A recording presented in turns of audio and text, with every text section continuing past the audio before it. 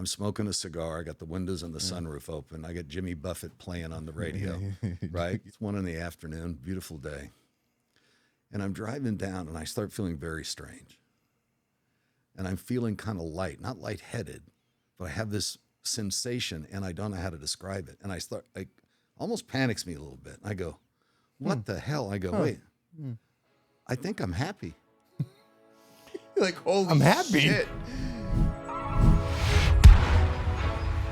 Welcome to another episode of the Powerless to Powerful Recovery podcast. My name's Jason. I'm an alcoholic and addict. As always, our mission is to share experience, strength, and hope across multiple media platforms, the story of addiction and the road to recovery. We are not affiliated with Alcoholics Anonymous or any other 12-step based organizations or groups in any way. And we are back. My co-host, Ronnie, no matter what. What's up, Ron? Hey, what's going on, Jay? I mean, you're back. And before we introduce the man, the myth, the legend, just an OG in the game, 30-piece chicken McNugget, butt naked, we'll get to that, right? But we first got to give a shout out to your pops. Absolutely. You know, and we both, all of us work a program, and we understand that if we put the action in, the outcomes are going to work out. And we have that evidence for almost 11 years, for 7 years, for 30 years with our guest Rich today, right? But sometimes it's hard not to let fear creep in. Sometimes it's hard to not let God take care of that outcome and want to force the issue or live in fear or fall back into character defects. But I just wanted you to take a minute to give an update on your dad, the miracle that took place, and then we're going to get into Rich Cooley's story because he's here. Yeah, it's pretty amazing, the events that have happened over the last few weeks. So Dad had open heart surgery, aorta replacement. They actually had to take from 3 cadavers, his aorta was all deteriorated from this infection that he had gotten. They had to remove a rib to get to it. Major surgery. I was present for that. I was present with him before the surgery. During the surgery, he had a stroke. He was on life support. They got him off life support. I stayed in New York for 2 weeks. It was an amazing experience. I came home, and then I got a call last Friday that he flatlined. They were getting me ready. They actually called me while they were in the room working on him, bringing him back, wanting to know what are the steps they take. It was real, right? It was real. Immediately, I paused and I prayed and I listened to what this medical professional was telling me. They put him on life support. It wasn't looking very good. I got a call yesterday from him. He called me. He's off life support. Talking. He told me that he loved me. And more importantly, he said something to me he's never said before in his life. And he said he's extremely proud of me. And thank you. How about that? And you know, yes. I just want to say that, you know, that I want to thank everybody who's reached out to me, everybody who's reached out to my family. And more importantly, these 2 guys sitting in this room, both Johnny and Jason, amongst some other people, shout out Emmett, shout out all the staff, have taken time to reach out to me, to make sure I'm okay. Not to give me their opinion, not to play doctor, you know, because a lot of people have prognosis. They watch every episode of New Amsterdam, so they think they're doctors. Yeah. And just supporting me as a man and asking me what I need. That is what recovery and sobriety has given me. And has allowed me to be able to feel that today. And more importantly, it just hammers home, Rich, my definition of what God is. And I believe that God is love. And I believe God wears people clothes. And I believe that love is inside each and every one of us. And when that connection is made between especially 2 men on this journey together, some amazing thing happens. So, Jason, Johnny, thank you.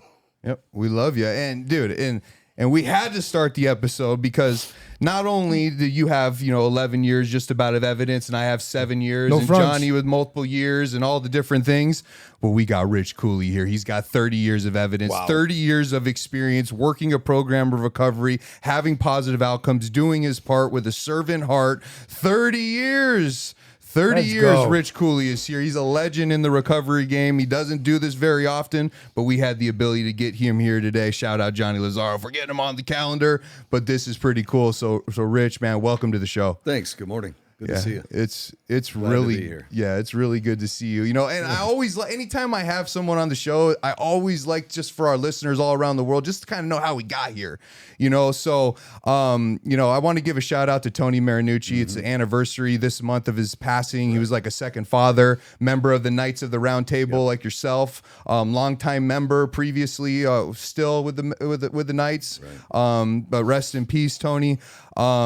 But there was a lot of years back in the early 2000s when he was calling you, trying to get someone like me help, getting me to conventions, getting me to around you men, getting me to the church, getting to those smaller groups, being able to analyze it, showing me what service likes, building the houses, and all the amazing things that you guys did and do. He had incorporated me, and your name, I'll never forget your name because he said it so many damn times, because you were one of those shining lights in his life. And to have this moment today, dude, just means so much to me. And I know that he's looking down just saying, God, dude, God is so good, and the miracles of recovery, and it's just so amazing.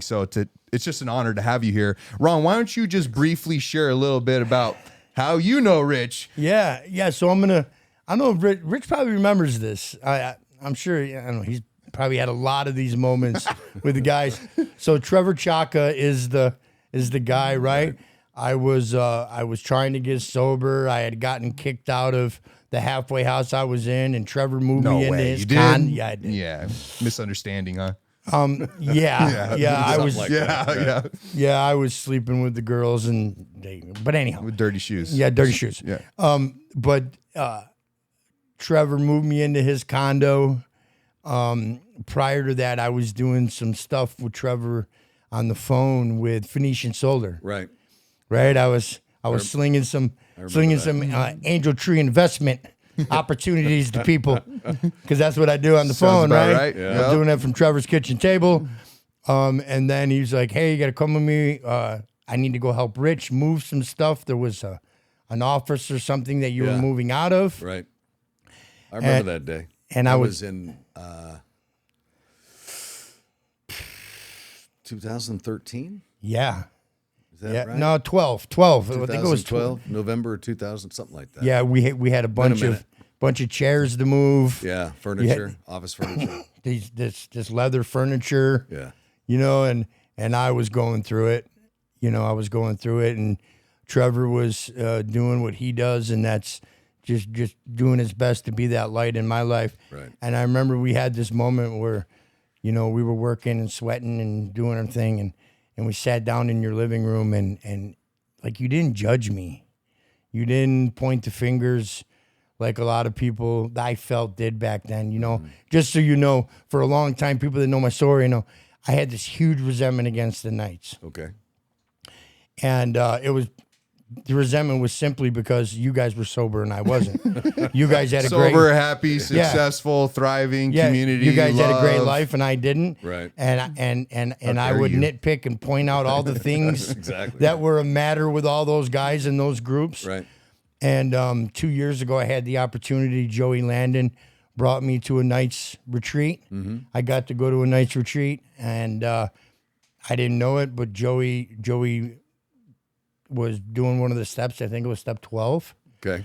And when he picks the 3 people to go up and talk, and he picked me, and I had an opportunity to go up there and look at you in the eyes and look at Estelle in the eyes. Mm-hmm. I remember. And the other men that had been around, and I had an opportunity to be able to make an amends to men that didn't even know that I disliked them and talked bad about them. Right. The Shane Han, the list goes on and on and on, all them guys. So it was a great opportunity for me. And again, you and I had a moment after that. You caught me, you had the thing on your knee, and you were having trouble moving around. Right. And I remember you grabbed me by my arm and you said, whatever you're doing, you just keep doing. and I've always had nothing but the utmost respect for you. Thanks. And you're smooth, bro. We're gonna find that the way you communicate is just, I hear you when you talk. So thank you for being you. Thanks for the kind words. Yeah, speaking of men's, one of those retreats you guys invited me to, I got sidetracked, found myself in, hopefully it wasn't your wallet, but it was several different individuals' wallets. It wasn't my time, and Johnny, and with your blessing and the Knights gave me the ability to make that amends, pay some of the money back, and really get that off my amends list. It's just the program in action. But we're going to shut up now because we want to hear about you, Rich. We want to hear about your story. Shout out LA Dodgers. Yep. Shout out Raiders? No. Rams? Rams, okay. Yeah. Shout out to the Rams. But you're from LA, you're a serial entrepreneur, 30 years in recovery, but we've all earned this seat, right? Like, the gift of pain and desperation, it takes a while to get that gift. We didn't have Amazon back in the day, right? But once we got that gift and we made those changes, we've been able to have amazing, amazing lives. You've been a light in so many different men's lives. So I want you just to kind of pick it up, just share what it was like growing up in LA. You're from a smaller city right outside of LA. Right. Just share about the family dynamic, mom, dad, siblings, kind of what that looks like, because that's where the journey really starts. Yeah, it did. I was born and raised in a little town called Maywood, which is just south of downtown LA. And mom and dad are from a small town in Arkansas, so they're country folks. And shout out Bill Clinton.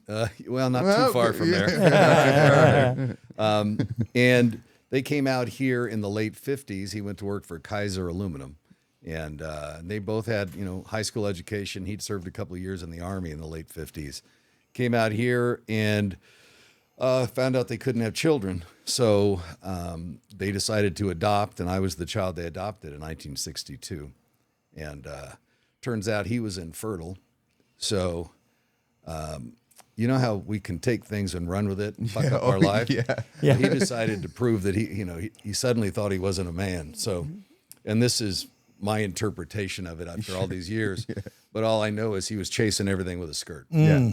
And when I was 3 and 4 years old, he used to take me and sit me down in front of the television while he went in the back to talk to these various women. Yeah. And finally, when I was about 5.5, almost 6, he disappeared. Turns out, and this is where some of the church resentment I had when I was younger comes from. I was born and raised in a Baptist church, and mom was part of the church. Dad was a deacon, and he ran off with another deacon's wife and kid and disappeared. Took the only car we had, cleaned out the bank account, and whoosh, she was gone. Make you question some things about this God thing we got going on here. Yeah. What I was able to later discern is the difference between man-made religion and God. That's right. And so, would you describe it as? This is how I would describe it. I would describe it as God or recovery as spirituality as an experience, and religion being organized. How would you describe the difference between the two? Yeah, I think God is spirituality, is energy, is love. I think religion is man's interpretation of God on different locations, cultures, and value systems all around the world.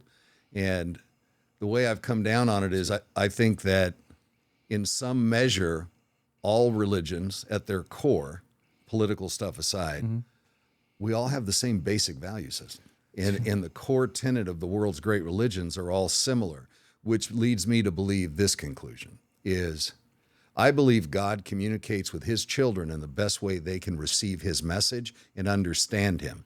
And whether they're educated, uneducated, Northern Europeans are on an African plain, or they're in Asia and it's come across as Buddhism, I think that God reaches out to his children, and it's up to us to be able to reach our hand back out and contact and communicate.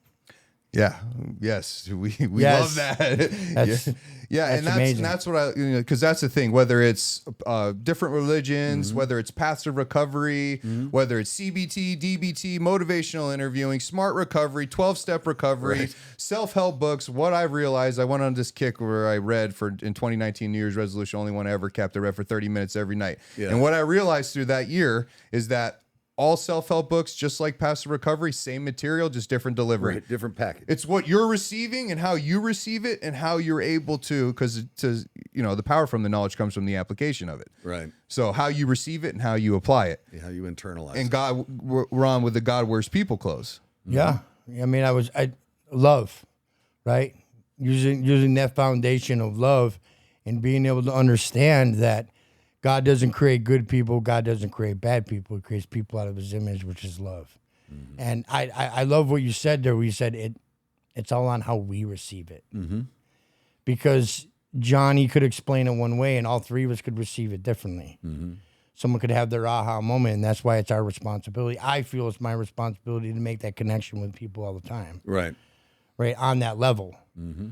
Because I may say something to you that doesn't affect you, but you may regurgitate that to somebody else. Right. And when you're talking with another man and talk about an experience that I shared with you, and that person might go, wow. And that's a connection. That's the reason I think we talk about 12-step work. And though we're jumping ahead, 12-step work for me is also going to meetings, putting a hand out, being there for other people, listening to other people, sharing when asked or when you're given the opportunity. But also, to me, 12-step work is also living the right way and being an example when people are watching when you don't know. Yes. Right. And we talk about the consistency of that, as well as sponsoring men and being of service to your organization. And the Knights take that to another level where we're of service to each other in the recovery community, but now we're also giving back to the community at large, where now we talk about giving back to the communities we had previously harmed. Yes. And that concept for us, it's also the same kind of thing we apply to the family. Yeah. Right. Yeah. So whether it's external to us on a personal level or internal on our family, giving back to those we've harmed, that's the core of justice and forgiveness, right? Wow. And us giving back. And so for a long time, I judged the church by my father's actions. Yes. Mm-hmm. And that was unfair, but it was my perspective and the only one I had. And you missed the beauty of the forest because you get diverted by the ugliness of some of its trees, right? Yeah. You're focused on the dead branch. Yeah, right? That's right. Yeah. And so for me, for the next 3 years, it was Mom and I, and our family, because I had some aunts and uncles that had moved out west. We had some in Texas, and they helped us and helped us survive. And my mom was working 20 hours a week, making $1.10 an hour, answering phones at a nursing home. Wow. Yeah. Okay. And so through one of my uncles helped her get a little car. And then from there, so you weren't wearing the new Jordans. No, Jordan wasn't wearing a new Jordan. This was 1968, 69. So no, Michael was an afterthought. But Converse. But back in that day, in that neighborhood, speaking of that, we were wearing Sears tough-skin jeans, which, by the way, they don't really do much except take the skin off your knees on the inside, right? I mean, if you're wearing those jeans, that's because she doesn't want to buy another pair until you're at least an extra foot taller, and right. you have to buy. Yeah. Then and you they're cut high them waters off, for and you real. cut them off as shorts, and there you go. Yes. And we're wearing that and white T-shirts, gray sweatshirts, and Converse. You know the Chuck Taylors, just the flat rubber One sole. star. Black. That's it. One star on the side. And but then Mom met a kind of a handsome, dashing old ex-Marine bricklayer type. A lot going on with that statement. Yeah.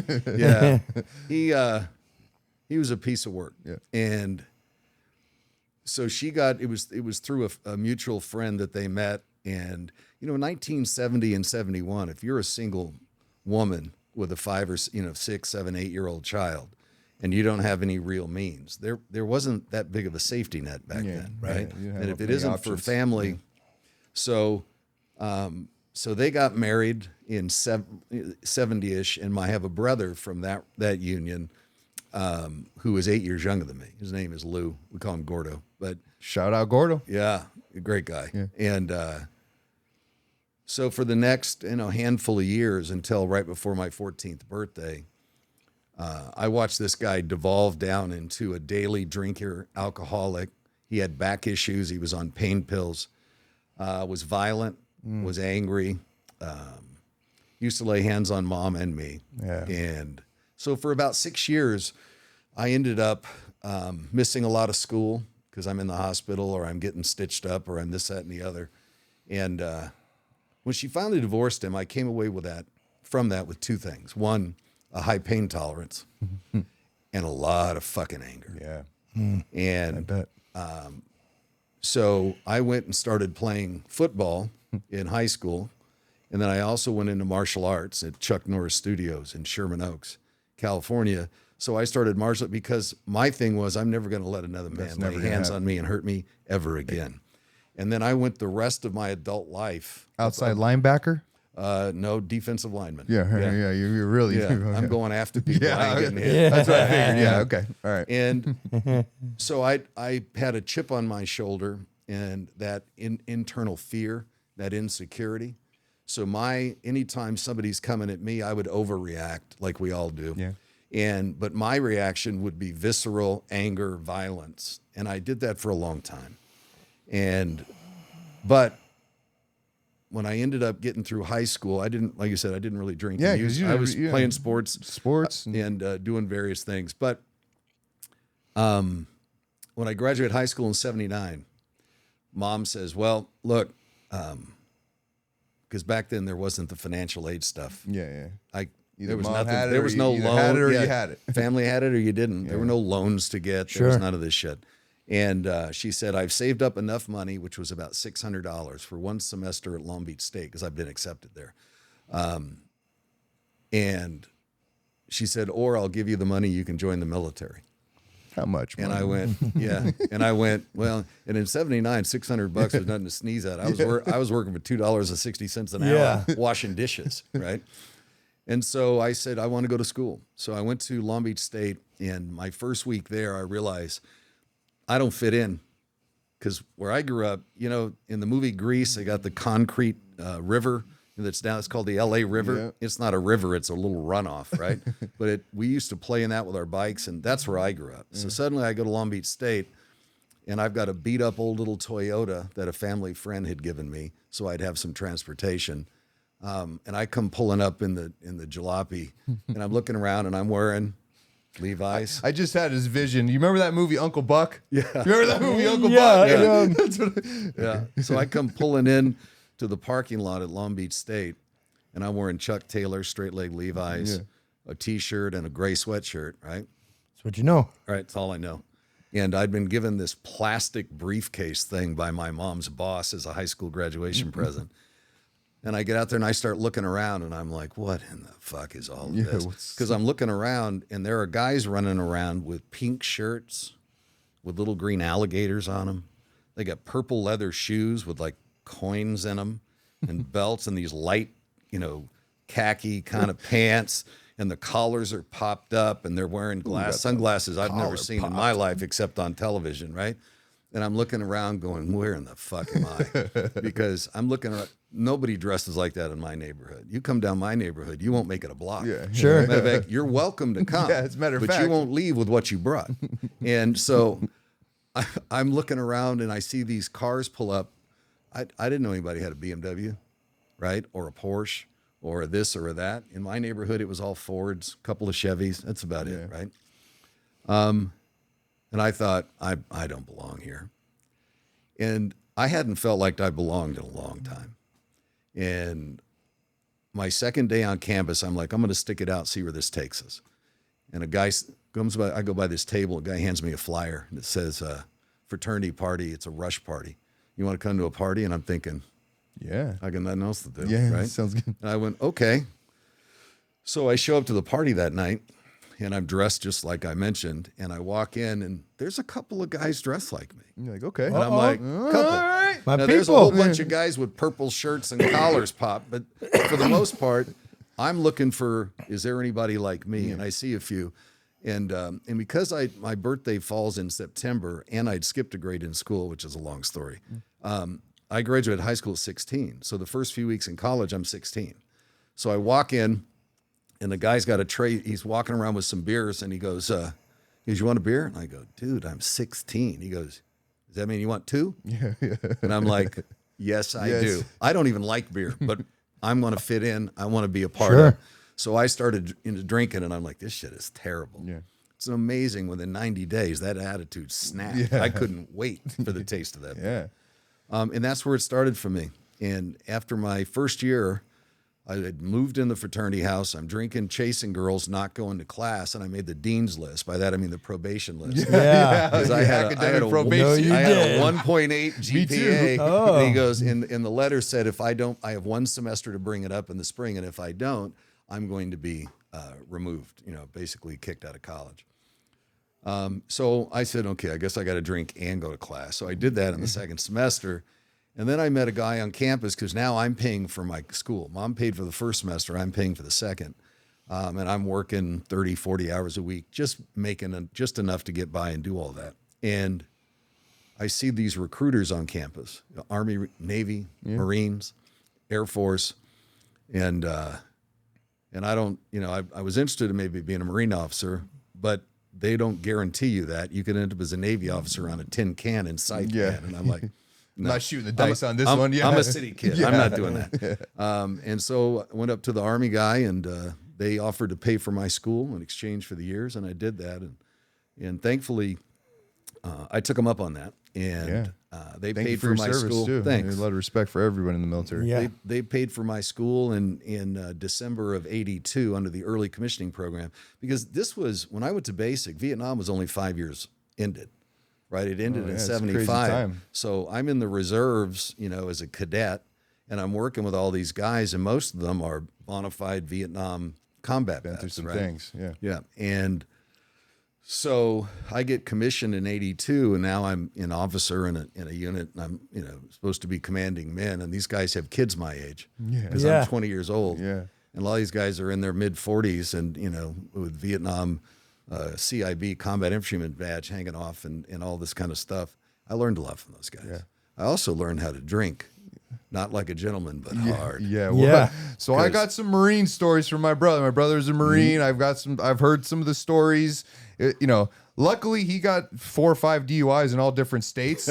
So he dodged a bullet on that one. Yeah. But you got a lot of downtime, you got a lot of negative emotions. You're also living in fear, coupled with an attachment to drinking that is associated with our emotions, making positive ones better and drowning out negative ones. Yeah. And you put us around a bunch of men that are all on the same kind of wavelength, and God knows what was going on over Drinking, there. fucking, and fighting. Yeah, That's drinking what it and was. fighting. Drinking, fucking, and fighting. And fucking was first, but if we couldn't have that, there were no girls around or they're all taken, well, you know what's coming next. We're fighting. Why is that guy looking at me? And it all goes from there. Right? And so, I go on active duty for a while, and I do some things, and I come back, and I'm back at Long Beach State taking some classes. And that's when I met her. Her. Yeah. You got a few hers. I do. God, I remember some of them hers. I do. Well, God.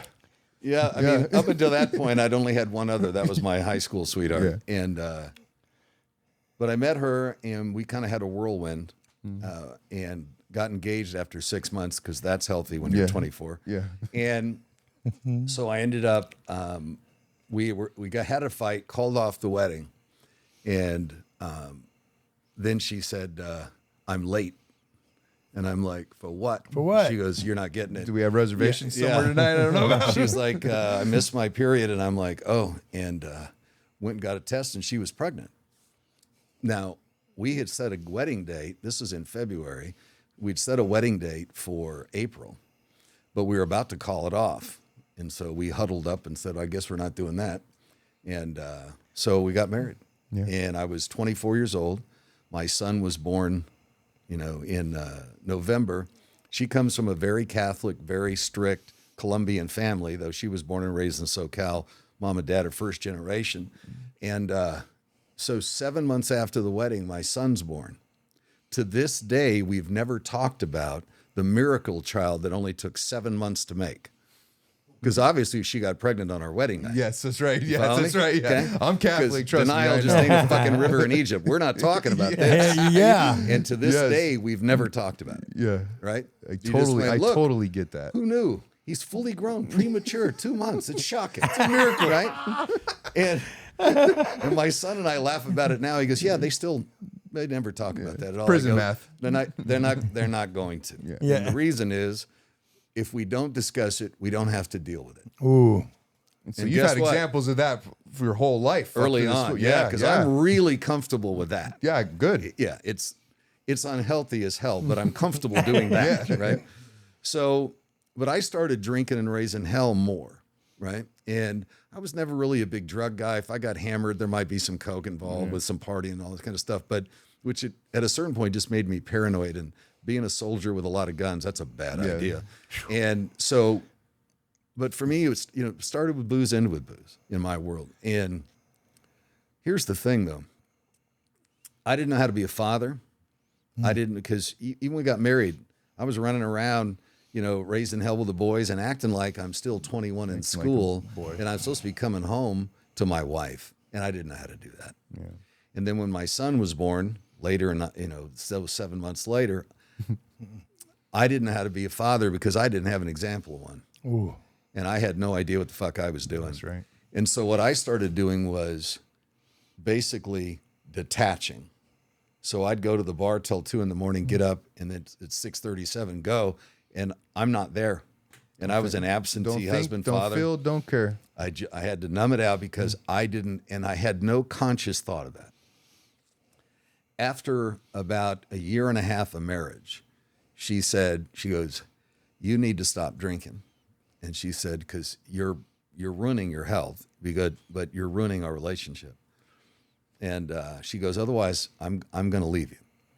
And I said, okay. She goes, will you go to an AA meeting? I go, yeah. So she took me to my first AA meeting in December of '88. Shout out to her for that. Yeah, at the Long Beach VA. Yeah. And I promised her I'd keep going. So I would tell her I'm going to an AA meeting after that. Yeah. And then I'd go drinking. To the bar. Well, because that's what we do, right? Yeah. I have my dope man, literally. My dad's like, all right, I literally just overdosed in front of my whole entire family. Spent 5 days in the ICU. Yeah. My dad says, all right, we were in Flagstaff, so we come back down to the valley, right? Mm-hmm. He's like, you need to go to, I said, you know what, Dad, I need to go to a meeting. I steal $40 out of his wallet. He's like, I'm like, let me borrow the truck, right? He's like, you need to get a signature. I'm like, no problem. I get to the dope man. I'm like, hey, brother, I need a signature. Dog. Whatever you need. Oh, that's all you need? Yeah, I get it. But, in our heart, like, we really want to do it for the wife. We really want to do it for them. The power isn't there. We haven't coupled with a power that can give us strength to really follow through because we know love is an action word. And when we feel again, we know our actions show that if you're anything like me, that our actions don't care for my daughter, my wife, my mom. That's right. And when I feel that, I don't like that shit. Negative, guilt, shame, embarrassment, remorse, regret. Perfect storm to get high. Which leads to more. Exactly. Right? Because the more that builds up in guilt, shame, remorse, insecurity, fear, all of a sudden, the more that builds, the more we're forced. Because remember, alcohol's not our problem; it's our solution. That's right. So this makes me feel better. I make people mad when I say that. Yeah. Oh, go ahead. Yeah. Yeah. It's true. That's all right. Give them my number. Yeah. I will. I will. But at the end of the day, it was my solution because I didn't want to feel these things because I could not cope. Right. And so then I'm using anger or I'm using detachment or denial and I'm running. And then I'm out in bars knowing I'm living this miserable life and I'm living a double life because during the day I'm doing business and at night I'm putting on a gray sweatshirt and Levi's. Yeah, constant fear and tension. And I'm going to the bars down on 2nd Street by the beach, in Long Beach and Seal Beach. And, I'm during the day I try to be respectable. And on the 1 weekend a month, I'm doing the Army Reserve thing. And the rest of the time I'm drinking and brawling. Yeah. Sure. And I did that for a long time. Well, she and I finally split up. And I was like, cool, now I can drink all I want. I don't have her bitching at me. Thank God. My problem is gone now. I see my kid every Wednesday and every other weekend. And you know what? The rest of the time, that's not exactly how it went. Yeah, No. Once in a while, I wouldn't show up. Once in a while, Well, you saw actually, your the better kid. way to say it is once in a while, I'd show up to pick him up. Yeah. And then I got to where towards the end, I wouldn't drink necessarily around him till he went to bed on the weekends. So he doesn't have any recollection of ever seeing me drunk, which is kind of Awesome. cool. That is cool. What's happening, though, is life's happening. I go through a series of girlfriends. I have a business that I start making a lot of money young, and I'm pissing it all away. But now I'm having trouble showing up for work, so that revenue's dropping, as you would imagine. Sure. Yeah. And I find myself in December of '94 living in a house I can't afford, that I'm a little behind on in rent. I've got an old beat up car that I say it's dying of alcoholism in the driveway. Yeah. Because it's like me. Sometimes it works, sometimes it doesn't. Yeah. And I had been doing some security. funny thing is, on a professional level, I could always get hired to do stuff, and I always get, come do this for a week or 2 weeks or 3 days or whatever. And so the folks that owned one of the casinos in Vegas, I had done some work for Steve Wynn and his people, and I got called by a different group, and I met this girl, this blue-eyed blonde named Dawn. Oh boy. We ride at dawn. And at dusk. Yes. Yeah. So she and I start seeing each other. I'll go to Vegas. She would come out. And so this one weekend she's out and staying there. And she had gotten a room at a property that's similar to the property she worked at. She could get free, suites there. So we were staying on the water along PCH. And we go down on Saturday evening, go to this little bar called the Seaside Grill on Main Street in Seal Beach, which is about 2 doors up from the pier in Seal Beach. We walk in, there's nobody in there but us. We sit at the bar, and you get like a cheeseburger and a cheeseburger basket and a beer for like $6, right? Yeah. So we go sit there, and it's cool. It's a place I go to all the time. And we sit down, order a beer. I take a drink, a big frosty schooner like I liked it. And out of the corner of my eye, I see a guy come sit at the bar, and I look over, and it's a buddy of mine from college, Dan. And I go, "Hey, man, how are you doing?" He goes, "Good." He goes, "You drinking?" And I'm like, "Well, yeah." He goes, "I thought you were on the wagon." Backstory, I hadn't been drinking with all my friends. I wasn't in the bars anymore because there were times, because I was having intestinal bleeding and all these physical problems, that I can't go to the bar because any kind of number of things could come out either. So I'm trying to keep it together when I'm with her, so I don't have those instances. But so you don't look like a complete hot ass mess. Right. Yeah. Which I was. Yeah. And so he looks at me, he goes, "Oh, I thought you quit drinking." And I go, "I took a break for 6 months, give my body a break." Sure. And she's kind of looking at me, and he goes, "Oh." I said, "Yeah." I go, "But that was earlier in the year. I'm good now. I'm just having a little bit of a cold one, something." He goes, "Oh, okay." Doesn't think anything of it. Great to see you. Yeah. This girl looks at me. She goes, "You quit drinking for 6 months?" I go, "Yeah, it was before I met you." She goes, "Oh, well, that's kind of crazy. I would never want to do that. I love drinking too much. I mean, who would ever want to stop drinking for 6 months? I could never do that. You'd have to be, air quote, alcoholic to have to stop for 6 months, wouldn't you?" She goes, "Oh," and she keeps talking, and suddenly this beautiful, voluptuous woman became this heinous bitch telling me the truth, right? Because she's right. If I have to stop drinking for 6 months because it's interfering with my life and my health's in the toilet, and I can't stop, I'm an alcoholic. Sounds powerless and unmanageable to me. I didn't want to be an alcoholic. Yeah. I've been fighting it in and out, going to meetings for 6 years. The first 3 mainly out. Last 3, I'd get a week, I'd get a month, I'd get 5 or 6 weeks, sort of, but I never got 90 days clean and sober. I'd be back out running and gunning. Sometimes I get 2 days, sometimes I get 2 weeks. And I'd been lying to everybody about my sobriety. Nobody believed it, right? But that moment hit me, and I said, "She's right." Gosh, shit. So that night we finished. That was the last sip of beer or alcohol I've had. I pushed it away that night, dude. and I haven't had one since. Go back to the hotel. We have our fun. She goes to bed, and I have my little portable cigar humidor, and I go out on the balcony smoking cigars, going, "My life's a fucking mess. I'm ruined. I can't keep up my child support payments and everything, because if I pay one, I can't pay the other. I'm going to get evicted. My car's in the driveway dying of alcoholism," right? And sometimes it starts, sometimes it doesn't, like me. Mm-hmm. I don't see my son, and I'm a shitty father. And all I do is abuse my mother and try to take advantage of her with different stuff. And I hadn't talked to her almost a year. She told me, "Listen, you go get sober for a year, in honest sobriety for a year, then give me a call. Otherwise, you're going to take care of your son yourself, and don't call me for anything." And my brother's like, "Ditto." Yeah. And they were right. They should have. Matter of fact, they detached with love, and I don't blame them. I advise people to do a similar thing today. Yeah. And I sat on that balcony and went, "God, keep me sober today so I can go to a meeting Sunday night at 8 o'clock on Atherton Avenue, which is a speaker meeting in Long Beach. I've been to that meeting before. It's a good meeting. It's got a couple hundred people, good speakers. And I'm going to go talk to Miles Evans and ask him to be my sponsor." and I hope he's there. So she leaves in the morning. I basically crash out all day and kind of sleep off and on. I go to that meeting. I walk in. Who's the first fucking guy? Miles. Miles. I was standing there greeting people to walk in. I'm like, oh, People fuck. Yeah. And I walk up and he goes, Rich, how are you? I shake his hand. He gives me a hug. He goes, where you been? He looks at me. He goes, oh, never mind. Yeah. I can tell you look like shit. And I said, well, thanks. Well, thanks. And I said, Miles, I need to get sober and I can't do it. He goes, I know, you've been in and out of here for years. I go, I need a sponsor and I need to work some steps to do something. And I don't know what to do. He goes, well, that's a start. Wow. Yeah. And he said, I'm going to ask you to do some things. We'll meet after the meeting. He goes, but do what I ask you to do. And if you decide you don't want to do that, that's up to you. But I won't be able to help you if you can't follow my direction. And then I'll have to take the time to spend with somebody else that will. Ooh. So do it my way or do it your way. But if you're your way, I'm out. And I went, for the first time, I didn't make an excuse. I didn't argue. I didn't try to negotiate my way in and out of a situation. I just went, okay. And I said, okay, every day for the next 2.5 years. And that guy helped me walk through a lot of heavy shit like we do guys that are new and walking them through the steps.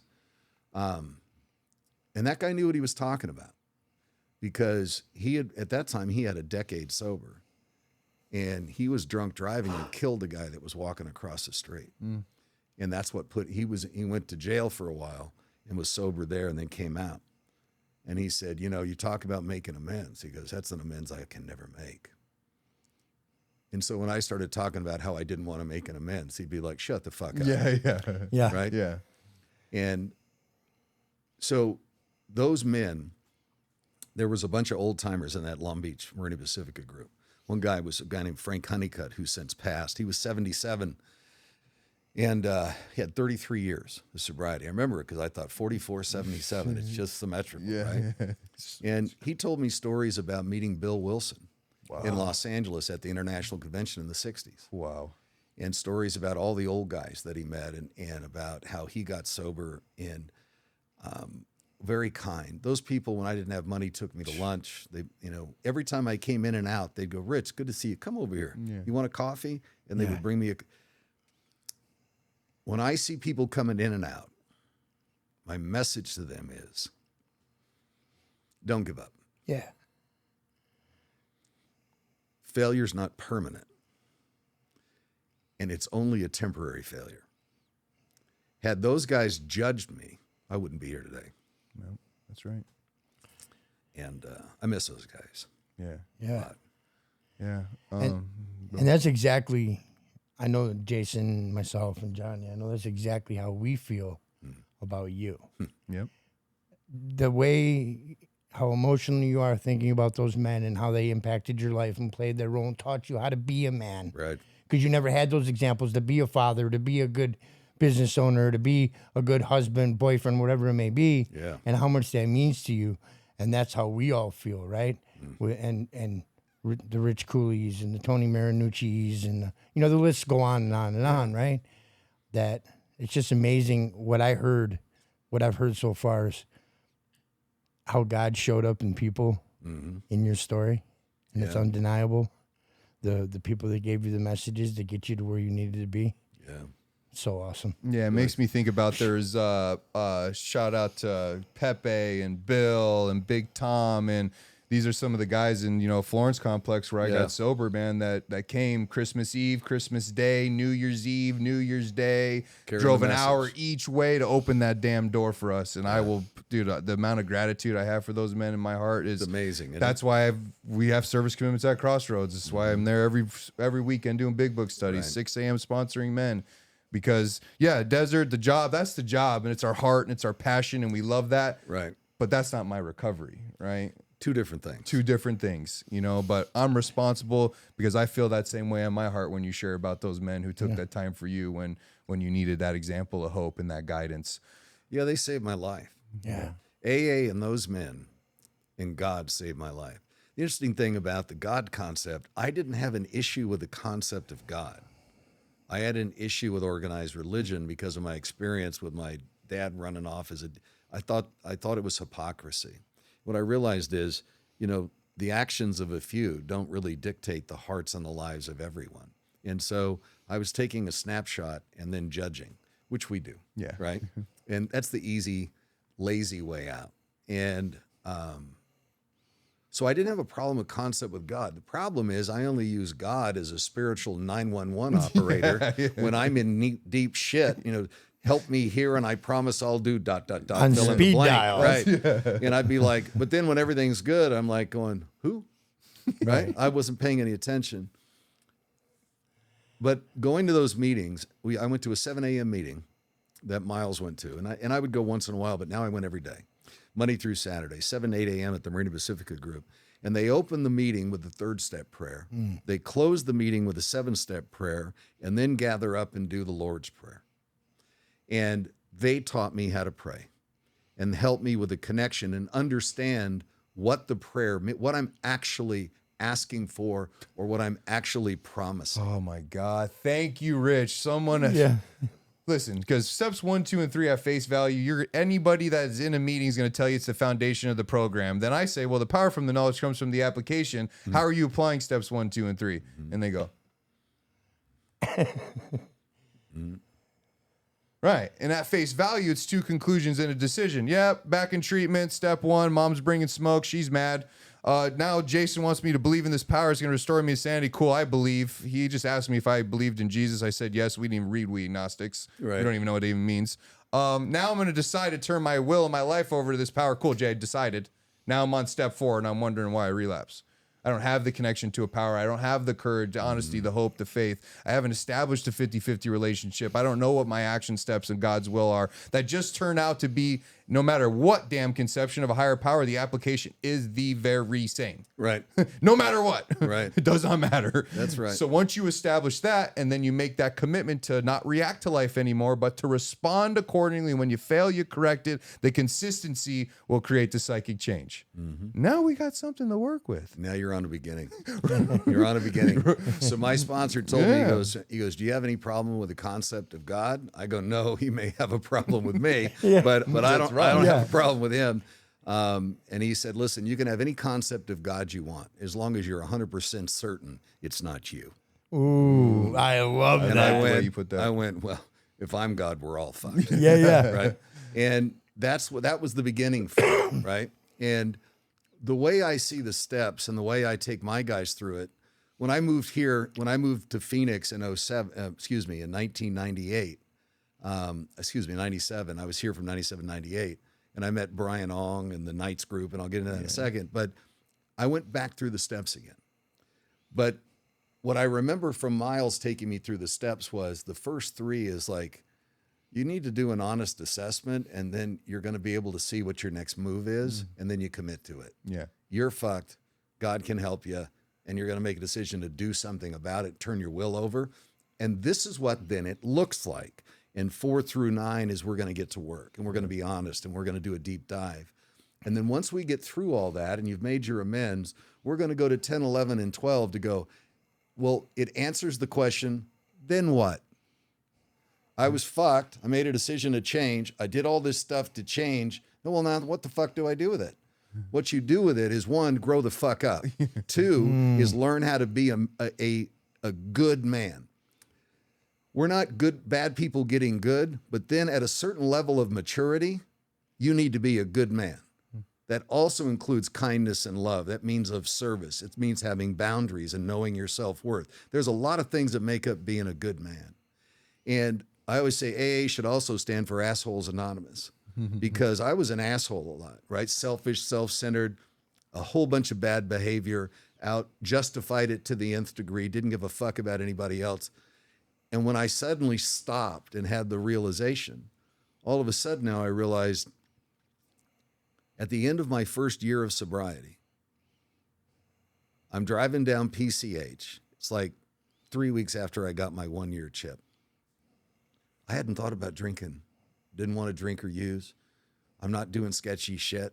I'm being honest in my relationships and all this stuff. I'm doing everything they said. I wasn't thinking about it. I was just doing it. Yeah. Somebody goes, well, you know what I think about that? Two things. One, I don't give a fuck. And two, you shouldn't be doing that. Your mind's like a bad neighborhood, Brian Ong says. You should never go there alone. Okay. And I was, I plugged in and I followed the path and it just pulled me along. And since that first week in sobriety, I've never wanted to take a drink 30 years later. Yeah. But that first year, for me, the end all was to get 1 year. Yeah. 1 year. Because I couldn't fucking do it. Yeah. I wanted to get 1 year, and then maybe I'd have a shot at staying sober. Because I couldn't get more than a month and a half. Sure. So I get my chip at a Wednesday night meeting at a church on PCH. And my mother, who hadn't been talking to me, I called her, invited her. She goes, so you're going to actually get a 1 year chip? Yeah. She goes, all right, well, I'm going to pray for you that you don't fuck it up between now and then. but I'll come. So she showed up. Wow. And at the end of the meeting is when you get your coin. You say 15 seconds, thank God, your sponsor in AA, and get off the stage, right? So we then say the Lord's Prayer, and I go to the back, and my mom's talking to that Frank Honeycutt guy and his wife. And because they're all from Texas. And so it was back there, and she's got her arm linked in Frank's, and Frank's wife's on the other side. And she's saying, I want to thank you for saving my son's life. She said, since he was 16, I've lived in fear every night that I'm going to get a call from the police to come identify the body. And this is the first night I'm going to go to bed without that fear. Wow. I had to walk away. Sure. Yeah. But here's the thing. A few weeks later, I'm driving down PCH. I don't have my kid that weekend. I'm smoking a cigar. I got the windows and the sunroof open. I got Jimmy Buffett playing on the radio, right? Yeah, and I'm cruising down, and I'm going down to Newport, and there's a little date shack where you can get malts and stuff on the side and feed the squirrels. I'm going to go down there. It's 1 PM, beautiful day. And I'm driving down, and I start feeling very strange. And I'm feeling kind of light, not lightheaded, but I have this sensation, and I don't know how to describe it. And it almost panics me a little bit. I go, what the hell? I go, wait, I think I'm happy. Like, holy I'm happy. shit. Am I happy? This is happy. I think I'm happy. I don't ever recall the feeling. Ooh. And I'm 33 years old. And I didn't know what it was when it hit me. Not only did AA give me my health back and my life back, it gave me a life. I've heard others say, which I agree with that. It gave me the basics of the life back, but the life it crafted for me and allows me to live and still allows me to live beyond anything I ever had in mind. And it's a gift I'll never be able to repay. It gave me my family back. It gave me the ability to be a father and learn how to do that, and a son and a brother and a colleague and a sponsor and a sponsee, right? Learn how to be part of the men's group. And it all kind of grew from there, man. You know, there's been some funny things along the way. My ex-wife, Devin's mother, we beat each other up with lawyers and curse words and stuff for a number of years. When I got sober, they said, my sponsor said, that shit's all over now. But my first year, the first 6 months of sobriety, my son came to stay with me for a month in the summer. And he goes back home, and he'd been coming to me with the morning meetings, that 7 a.m. meeting, because they have a kid's room that's plexiglass wall that one of the ladies would go, right? Yeah. And I would go to 7-Eleven or Circle K, and it's 7-Eleven there, and I'd get him a very wholesome breakfast with little chocolate donuts and a Yoo-hoo. Yeah. And I would, I'm a guy. Yeah, what Dad. Yeah. Dad's time. Eggs? What's that? So put him in the room, and he would eat the stuff, watch cartoons, play with the kids. He was 7 years old. And after a while, he would come out and say the prayer, because we're doing the Lord's Prayer at the end, because he's going with his mother, he's going to Catholic church. So he would come out and get in the middle with the people. And he's very proud because he learned the prayer. Yeah. Sure. And I thought, that's pretty cool. Yeah. I send him home after being with me for a month, going to meetings every day. And I get a call that night from his mother, mad as hell. I'm calling the lawyers. We're going to court. You've taken my son to a cult, and I can't. You're doing. I don't know what you're doing, but he's a Catholic. I don't know what but you can't take him anymore. I'm gonna take away your visitation rights, and calls me every name in the book. Very creative use of the word fuck and other things. And she's going through this whole thing, and I go, "What are you talking about?" And what it boiled down to was this. She got him ready for bed because it's about 8:30. So she put him to bed at 8 o'clock, and he got down and on their knees say their prayers and praying for family and everybody, and then saying the Lord's Prayer. She goes, and at the end of the Lord's Prayer, he grabbed my hands and pulled them up and down and go, keep coming back. It works if you work it, and it won't if you don't.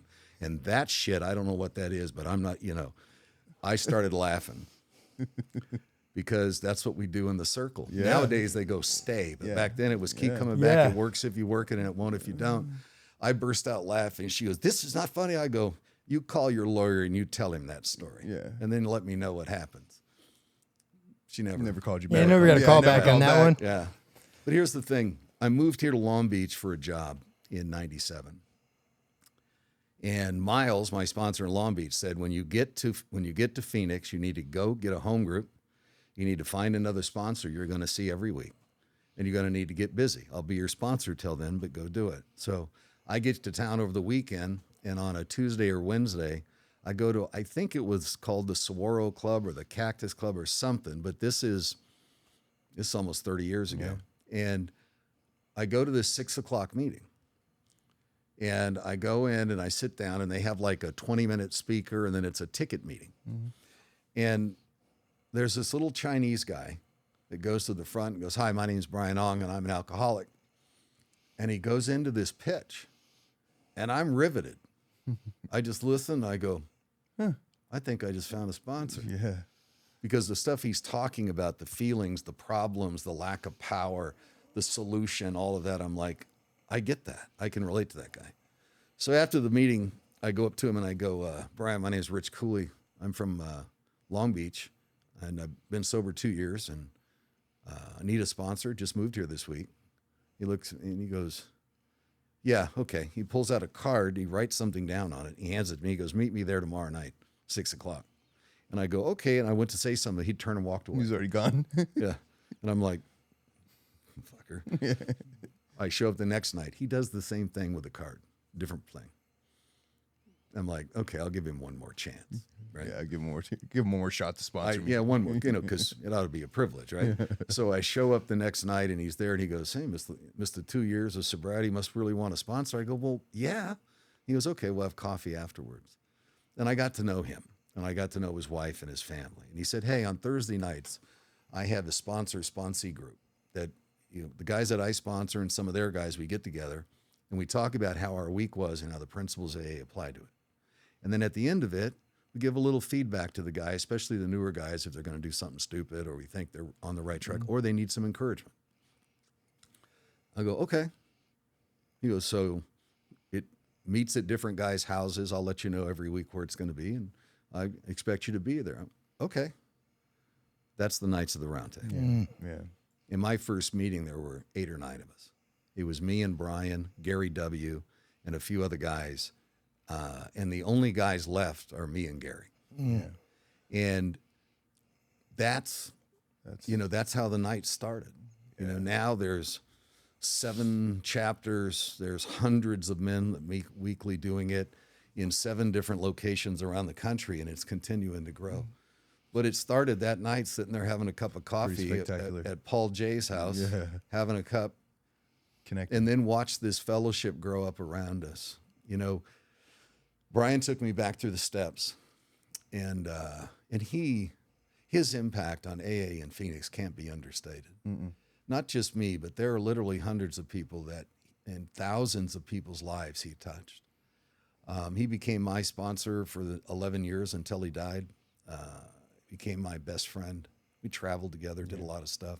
Had a big heart. He was a hard ass, which I was okay with.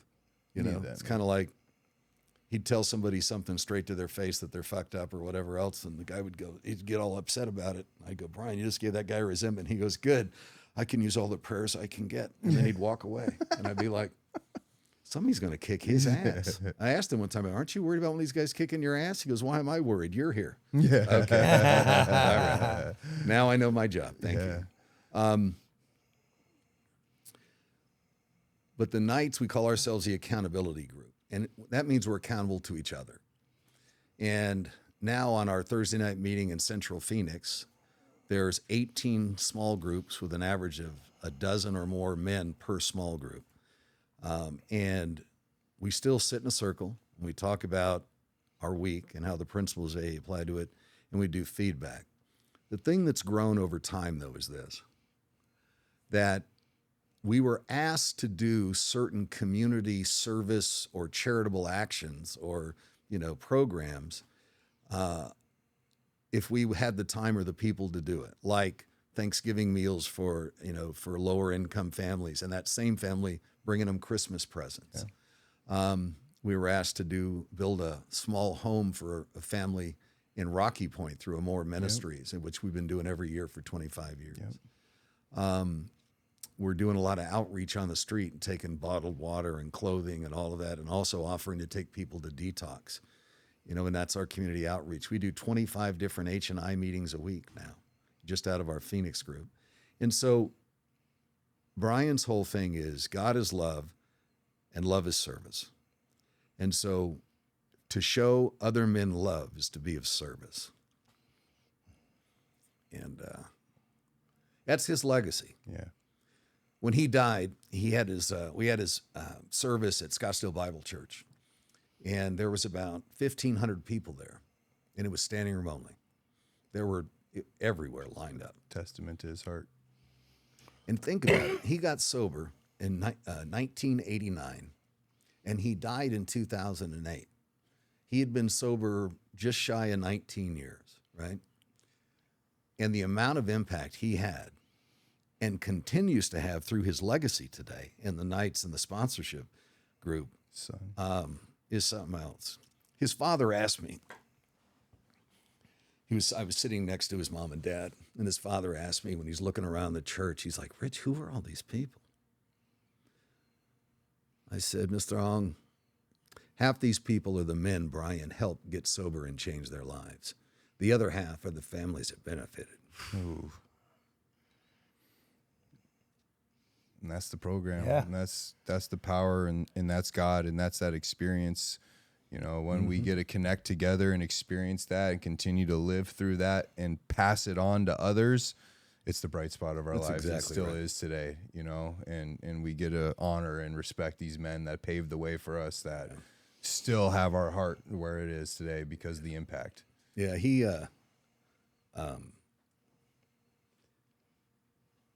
the impact he had was he got all of us busy. He didn't ask me what I had time to do or what I wanted to do. That 5'7" Bruce Lee looking character told me, he goes, all right, here's what you're going to do. Da-da-da. He was a little field general. He was barking orders all the time. He never asked me what the hell I thought. He told me what he wanted me to do. And that's what I do with guys now. I sponsor a lot of men. I have the privilege of doing that and help them sponsor their men and on and on.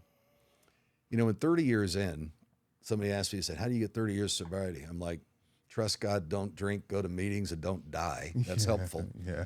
There's that. But there is that. But the bigger thing is that I hooked my wagon to God-centered, service-oriented men in this program. And I know we're running out of time. Here's something I want to leave you with, though. The game out here has changed. In COVID in 2020, every place shut down around here and around the country. And